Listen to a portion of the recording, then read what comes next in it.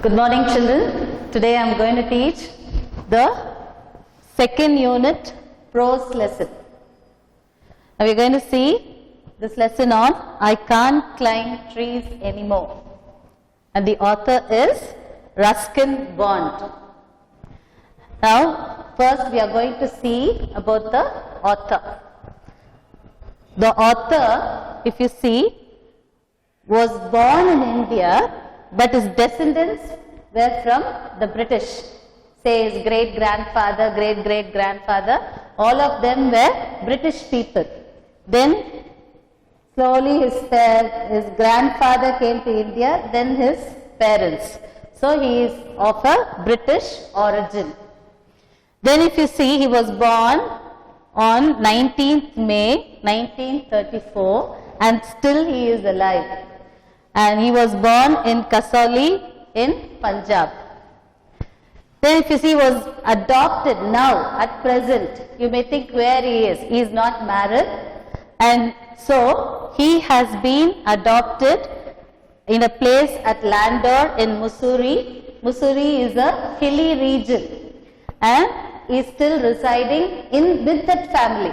There are some 8 members in that family and he is one among them. And in his lifetime, he has written many books and all his books were directed towards children. From a very early age, all his own experiences he has written in his books, essays and novels. And he has also promoted lots of children's literature and he has been recognized by the Indian Council for Child Education as a person who is writing books only for the growth of children's literature in India. And for all his work, he has been awarded many awards he has got. That is, the first one is the Sahitya Academy Award in the year 1992 for his famous book, Our Trees Still Grow in Dehra. For that book, he has received the Sahitya Academy Award in the year 1992. Then if you come, he has also got the Padma Shri Award in the year 1919 and Padma Bhushan Award in the year 2014. And if you see, he has also written a very famous short story, Binya's Blue Umbrella. And this Binya's Blue Umbrella has been made into a movie, a Hindi movie, a film that was titled as The Blue Umbrella. And that particular film had given him or won him the National Award. And this was considered to be the best children's movie in the year 2007. And he was a very prolific writer. Prolific means continuous, and he was enjoying and writing. And they say he has written more than 500 short stories, essays and many novels. Now I hope you know what short stories, essays and novels are. Novels are single story in a book, say some 10 chapters, 15 chapters. Short stories are just say 1 or 2 chapters. And essays just goes down so 2-3 pages. Now if you see once again, I'll just give you a recap. He is a British descent. He was born in India. He was born on the day 19th May 1934 at Kasauli, Punjab. Then he was adopted by a family who were living in Landor, Mussoorie in India. Then he has promoted lots of children's literature in India and he has been recognized by the Indian Council for Child Education. And he has also won the Sahitya Academy Award in the year 1992 for Our Trees Still Grow in Dehra. Then the Padma Shri Award, Padma Bhushan, and also has got the National Award for the best children's movie. And at the end we see he has written nearly 500 short stories, essays and novels. So we saw about the author. Now we are going to see the meanings of your lesson. The first meaning is verge. Verge means on the edge of something. Suppose a grass patch. When you stand on the border of the grass patch, that is called verge. It's also called as a brink or border. Next, granite. Granite is a type of a sedimentary rock which is formed due to the igneous rock. This is also called as the igneous rock. That is, you would have studied in geography about the volcanic mountains. Through the volcanoes you will find lava spurting out. And this lava, due to the coolness of the atmosphere, hardens, thickens, and what happens is it starts sedimenting. And after years together, it starts going under the soil as the soil starts covering it up. And when you dig into the ground, and you can even get it in the mountains especially, and these are called as igneous rocks, and these when it is polished well, you can use it as slabs, or they can, for like using monuments, you can inscribe things on that, and also use it for building purpose. And it's very strong block, the stone is very, very strong, and so they use it for building. Next is a blessing. What is a blessing? Blessing is usually when people like to praise you, or they want to approve or accept what you have done. They want you to know that they are really taken up, or they like what you have done. And that is what is meant by blessing. Turnstile. Turnstile is usually a small door where you have a stem in between, a metal rod in between, and you have wings of doors in the side, and you have to just climb on it and turn it. It will be rotating on that metal pole. And now if you see, only one person can come, and you cannot use your bike as you like and all. You have to go on foot. Nobody can go by vehicle, only by foot, and only one person can go. This is to arrest crowd so that people will not rush in. It's a mechanical gate that revolves, and only one person can move by foot. Next are hollyhocks. Hollyhock is a type of plant which is tall, say around, it will take say at least 1 meter, or not 1 meter, half meter length, and if you see, it gives beautiful large flowers, colorful flowers, different colors, maroon, pink, red or yellow, all these flowers, and it is more attached to the stem. And if you see, this is type of a lily that grows by bulbs, that doesn't have any roots, the root itself is a bulb, and this is hollyhocks. Next we will come to the next word, disembodied. Disembodied means a sound which you hear suddenly, but you don't find the source. That is, you don't find the person there. So that is what is called disembodied. So maybe the person is hiding somewhere, and they just call out your name. You just search for the person, but you can hear the voice. This is what is called disembodied. A bodiless, a physical source is absent, but you still hear the sound. Next, a trapeze. A trapeze is a horizontal bar. That is, a horizontal bar is usually this type, like this, now east to west. It's a horizontal bar where two strings are, ropes are tied. It is resembling a swing, but this swing is not the ordinary swing that you find in the park. These swings are tied on top of the roof, under the roof, and here the swing is usually used for people to do acrobats, and you find it in the circus. You will find people jumping from one swing to the next swing, where there is another person who will hold him, and that is what is called a trapeze. Muttered. Muttered means usually you do in class. When the teacher scolds you, you cannot scold back the teacher, is it not? Loudly. So what do? You try to scold the teacher by slowly mumbling to yourself. But what happens is, the person next door, your neighbor, will come to know, and what happens is, he will immediately tell the teacher. That is your bad luck. But anyhow, now you should understand what muttering is. Muttering is using or talking under your breath very softly. Slithered. Slithered is usually, think of a snake. Usually how does a snake move on the ground? It tries to move on the surface by slipping or sliding, and that is what is called slithered. And usually on a loose slope, even when you walk, what happens? You have a tendency to topple, you have a tendency to slip and fall. That is what is called slithered. Pruning. Pruning is or cutting, usually a big bush. Now what you do is the branches of this bush will start growing out. So it looks awkward, doesn't look nice to see. So what do the people do? They will cut it into a beautiful shape. By chopping or cutting of this branch is what is called as pruning. Cutting your vegetable and all is not called pruning. This is only cutting of overgrown branches or dead branches. Usually in plantations they do. For tea plants, coffee plants, they do all this. So the plants will grow better and thicker, the branches will be. Next, bougainvillea. Bougainvillea is a type of bush.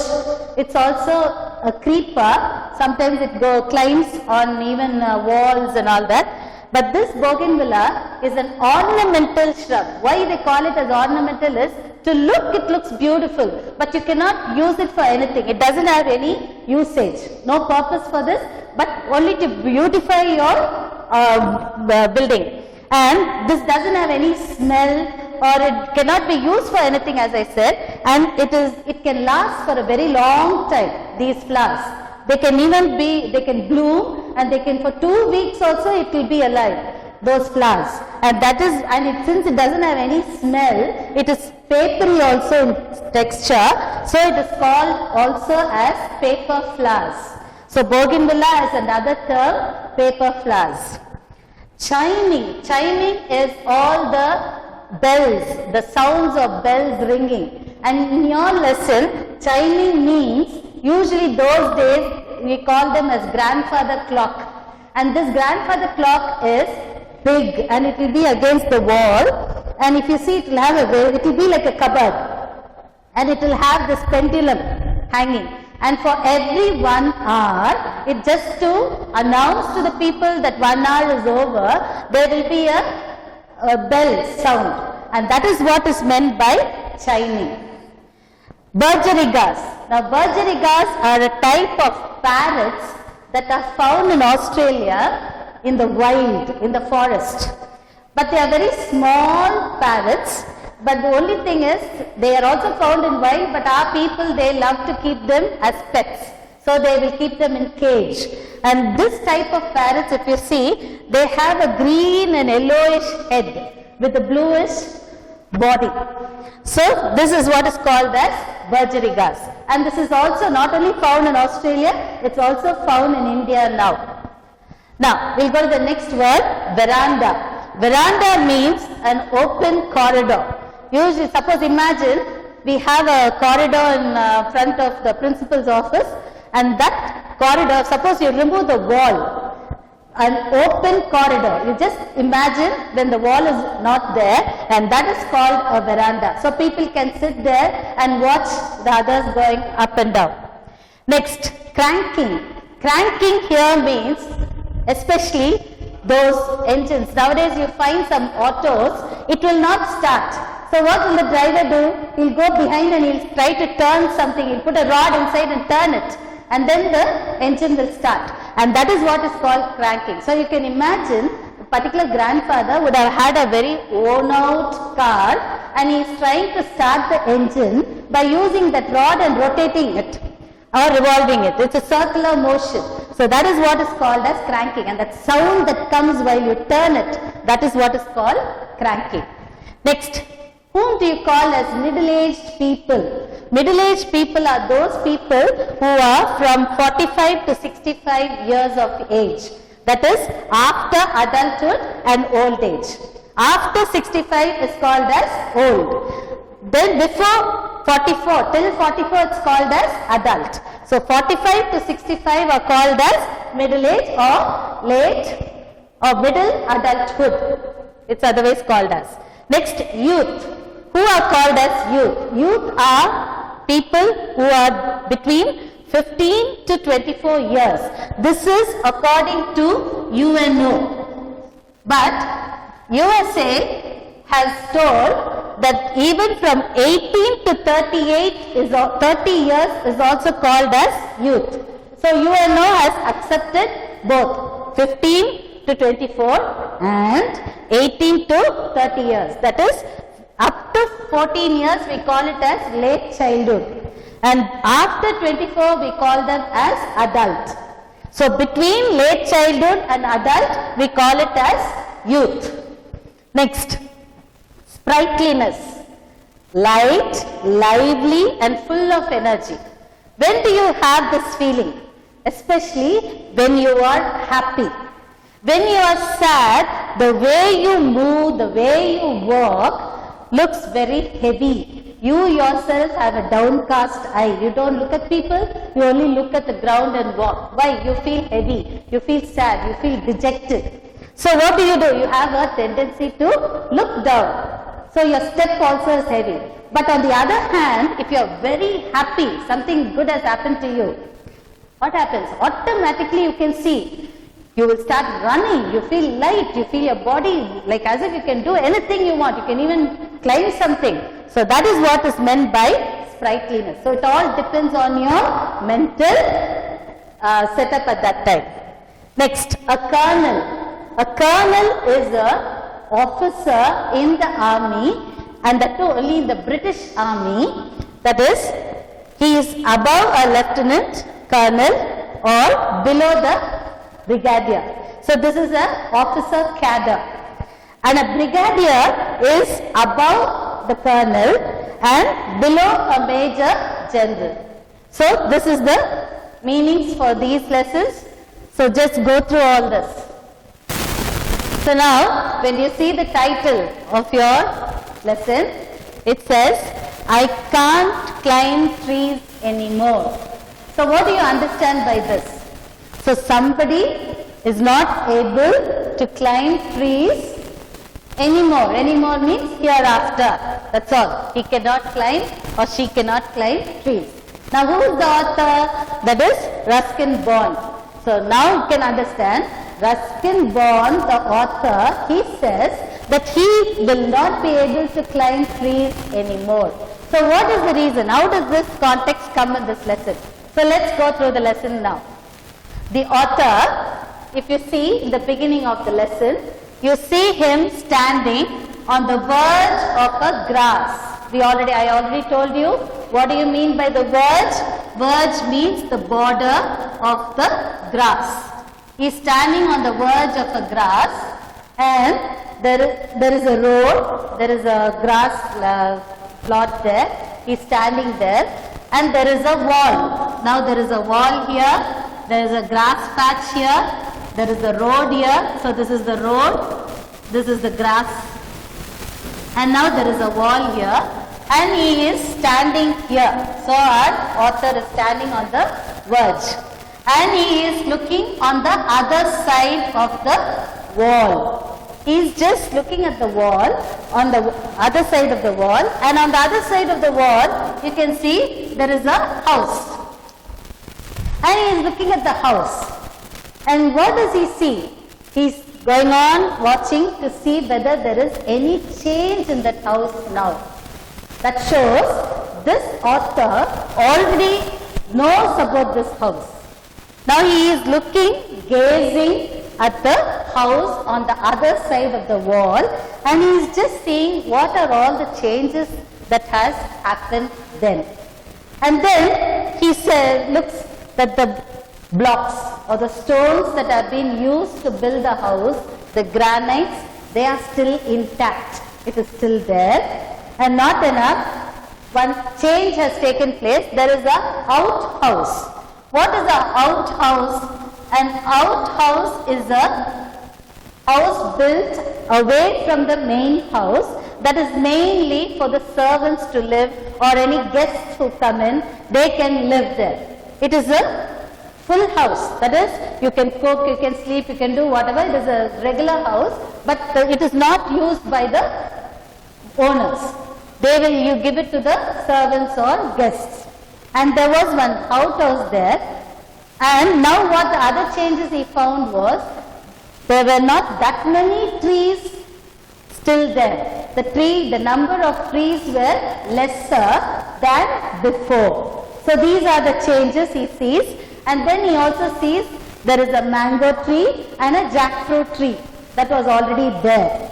So Till now, if you see, what is the position? The author is standing on the verge of the grass and he is looking over the wall at a house, and this house he is trying to find any changes that have taken place there. He finds the house still is intact with granite stones, but he is also looking at the outhouse, which is an extra there that was not there before. Then he sees there are fewer trees, but still there are some. The mango tree and the jackfruit tree is still there. Then he is going on looking at the house and he is looking at that jackfruit tree which is growing near the house. And his grandmother always used to say that if a tree is grown, a tree is considered to be a blessing. And what is a blessing? We already saw that something good takes place because of that. And what does a tree give us? A good shade and coolness. So he says, since this tree is there, the grandmother who had already said that this tree was a blessing, and surely the people living in that house will also get blessings. Now he says, see, so the people living in that house are still being blessed by this tree. Then, not only that, he is turning to the wall. The wall is a continuous wall, and there was a turnstile here. Now I told you that rotating door. But here what happened?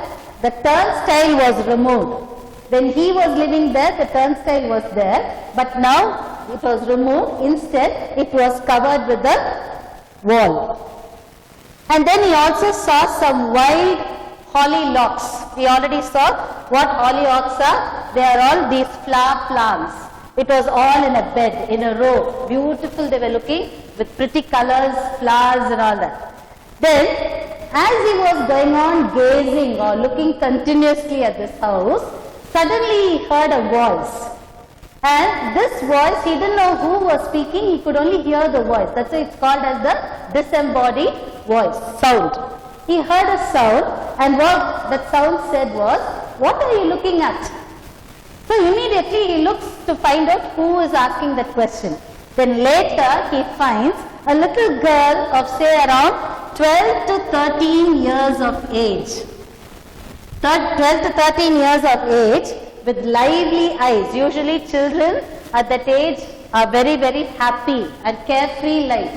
So this child, a girl, she was standing there with long black hair and she was looking at him and asking that question.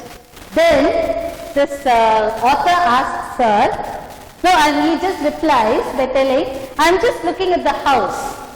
And then she says, then he is asking, "Is it yours? Is this house yours?" Then immediately she replies, "No, it's not mine.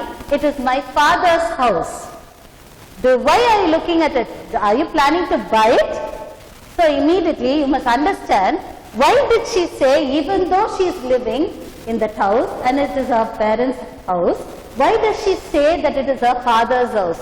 Usually in European countries, till the person buys a house, he will not say that it is his house. It is the father who bought the house. So the house belongs only to the father, not the children. So you must understand that. So that's why she says, that is my father's house, not mine. So then she is asking, then why are you looking at it? Are you planning to buy that house from my father? So immediately the author says, he changes the topic. He says, what does your father do? That is, what occupation does he do? And she says, he is a colonel. He is a colonel and he should have been a brigadier, but he is one useless fellow. That is why he is still a colonel after these many years. And she also adds up by telling, that's what my mother also says. So he wanted to tell something, sarcastic comment, but then he felt it's going to be of no use, so he just keeps quiet. Then she says, are you planning to buy it? Again she is asking.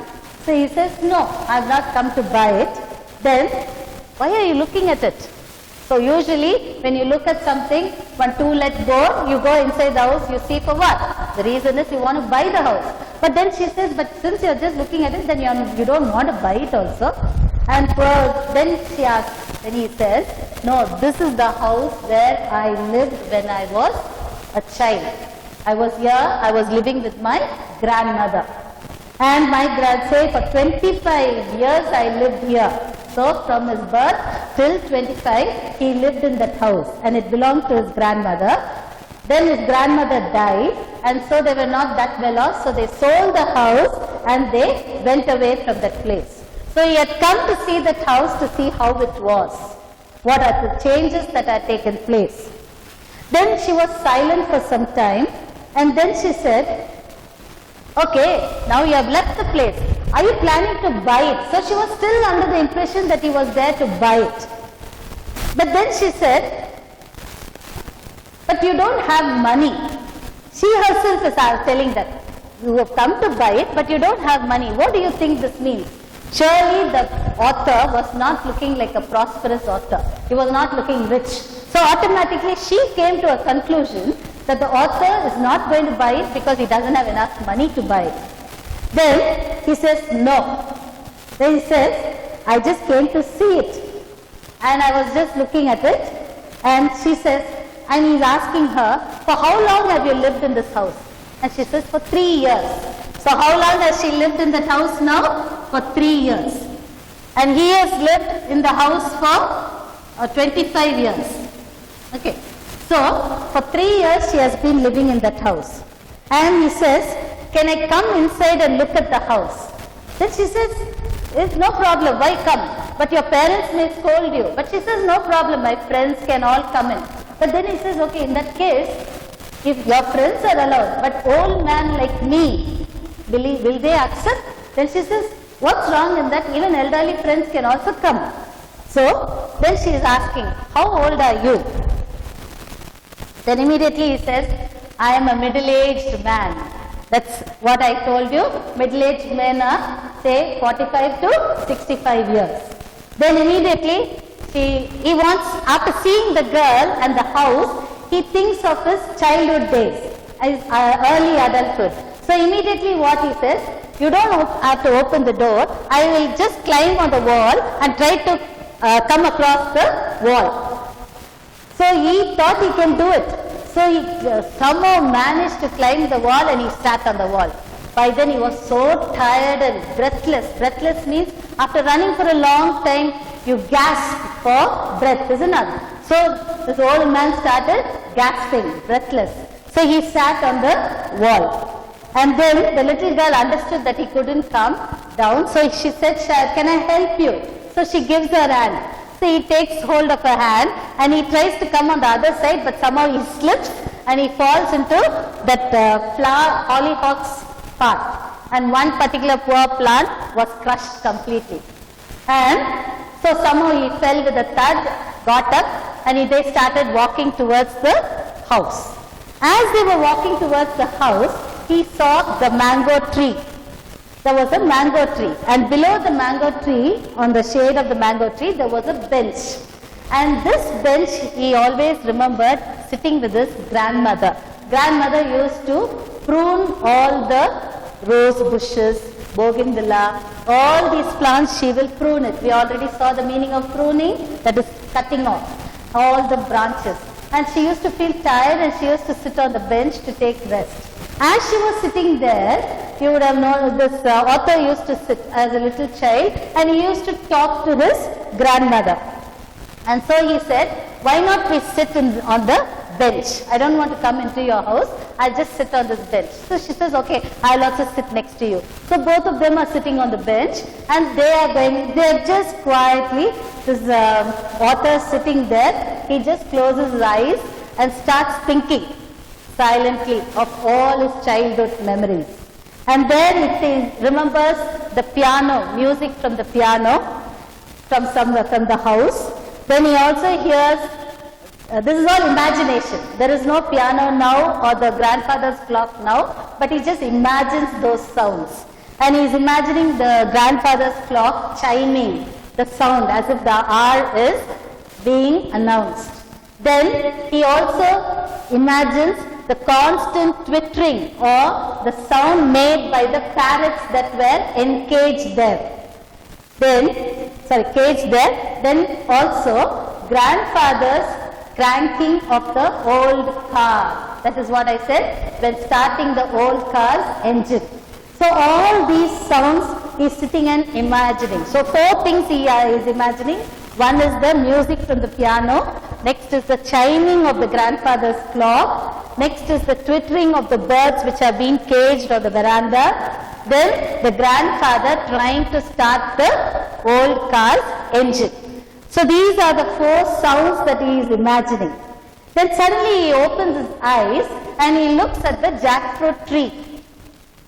And he says, this is the tree where I used to climb when I was living in this place. And that was his place. Usually all of us have a very secretive place in our house. That secret means the parents, nobody should know that place. And he used to that was his favorite tree, the jackfruit tree. And he said there was a particular branch which was just right across it was going across the the house. And he said that big branch has a small hollow. What is a hollow? Hollow is an empty gap inside. Sometimes some branches have like that. And so he says he had the habit of hiding some, he says, as some treasures. What do you mean by treasures? Treasures are some things that are very, very, very important for you. And they are very precious to you. And these treasures are not precious in the eyes of the elders. For example, when as a child, little marbles, stones, then some shells, all these are precious at those times. Suppose imagine if he as a child carried all this into the house, what would the mother have done? The grandmother would have just taken it and thrown it out. So this he knew this is going to happen. So what he did was, he took all these small treasures and he used to hide it in the hollow of the branch. And what are the other treasures, he says, are not only marbles and all these stones and all. He had a small book. And this book he knew his grandmother was not going to help him to read it or allow him to read it. So that was a book that was not allowed to be read by small children. So he hid that book there. And there was another very famous thing that he had was that is an iron cross. This is what he said. There was an iron cross. So marbles, book, few coins also which he collected. And there was an iron cross. And there is a type of crow, the raven. Usually these ravens, what they do is, as they are flying on top, they are captivated by anything that is glittering on the ground. So immediately they'll come and pick it up. So he says he was like a raven at that time, a type of a crow. And this habit he had. Anything that was bright or glittering, he'll take it and he will hoard it or save it for this. And he'll go hide it in this. And this iron cross was given to him by his grandfather. His grandfather had given him this cross. And where did this grandfather get it from? In fact, during the First World War, he was a soldier. He was fighting in France with the Germans. That's what he said. That's what grandfather said. He was fighting with the Germans in the First World War, and he got friendly with a German soldier. He was friendly with a German soldier, and he had won that iron cross in one other battle, and that he had given it to his grandfather as a gift. And that this grandfather had given it to his grandson, that is the author. And that iron cross was one of the very important treasure of the little boy which was hidden in the hollow. And he says, then she is asking, is it still there? Then he says, I left it there, but I didn't take it because grandmother suddenly died and automatically the house was, we had to clear the house and we had to pack up all the things, and there was a hurry-burry where all of us were running around. We were all waiting for the ship and all that. So all that was taken. We had to tell bye-bye to everyone, all the neighborhood. So we were all so taken up that I forgot about my treasure in the hollow. And I had just left it and I had gone. And now it is more than another 25 to 25 years that has been in the hollow. I didn't take it, but I am still not sure whether it is there. So the little girl was very excited. So she said, so in that case, will it be there still? So she said, maybe, it may be there. So she's asking, do you want to look at it? So he says, I would like to look at it, but it is in the tree.